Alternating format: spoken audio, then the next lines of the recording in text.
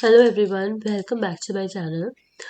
Today we'll discuss about the meaning of liberalization and what are the features of this liberalization policy. Now this is an important chapter on the economics of class 11, and this topic is also very much important.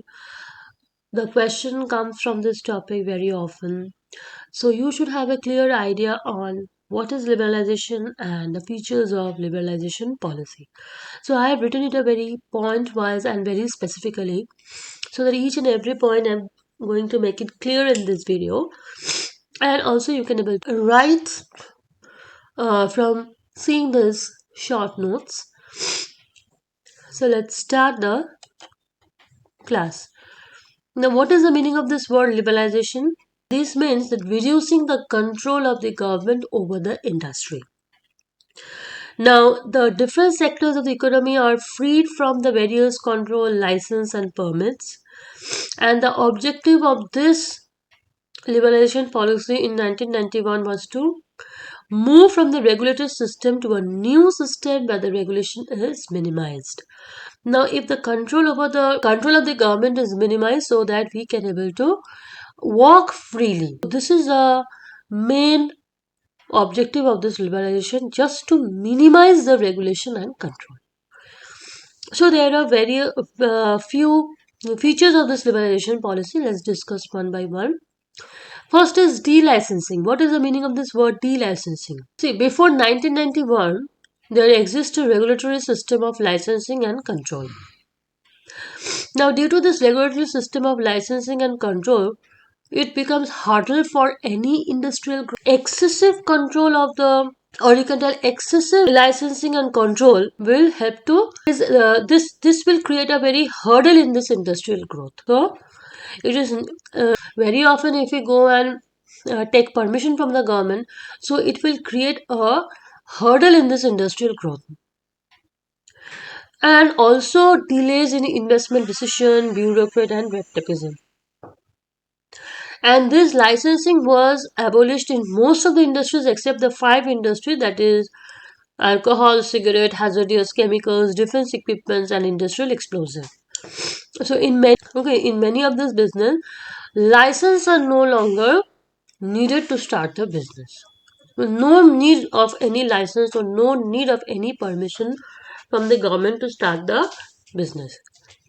Except these five industries. Now what are the industries? Alcohol industry, cigarettes, hazardous chemicals, defense equipments, and industrial explosives. So, except these five industries, other industries no need to take any permission from the government. There is no rules, there is no regulation, there is no interference, nothing. Relaxation in controlling monopolies. See, under the Monopolies and Restrictive Trade Practices Act, firms with asset above 100 crore since 1985 can enter into the selected industries. Only they can take the approval of the government only for the investment purpose only and nothing else. They can take approval of the government only for the investment purposes only. And the firms which is having the assets above rupees 100 crore, they can enter into the selected industry. Next, the emphasis has shifted in controlling the monopolistic and restrictive unfair trade practices by taking action against the offenders, and also what they like to safeguard the interest of the consumer. That means the emphasis has shifted in controlling the monopolistic and restrictive unfair trade practices by taking the action against the offender and to safeguard the interest of the consumer. Next is what industrial location policy liberalized. Freedom has been given to the industry to start their operation at all the locations other than the cities with more than 1 million population. Freedom has been given to the industries to start their operation at all the locations other than the cities with more than 1 million population. Next is the removal of the restrictions on the mergers. Restriction on the mergers, takeovers, separation of industrial units are all removed. Next point is that liberalization on capital market. A new company can be floated with the issuance of new shares and debentures without the permission of the government. Now SEBI has been regulating the function of the capital market. Now SEBI is what? Securities and Exchange Board of India. what they have been set up just to regulate the function on the capital market. So these are the various points or the various features of the liberalization policies and also the meaning of the liberalizations, which I have tried to make clear in this video.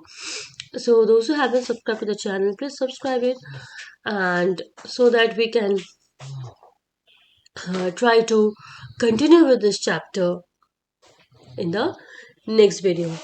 Next video we will discuss about the significance of liberalization, then the meaning of privatizations and the arguments against the privatization. So these all I'm going to discuss in the next class. Thanks for watching the channel.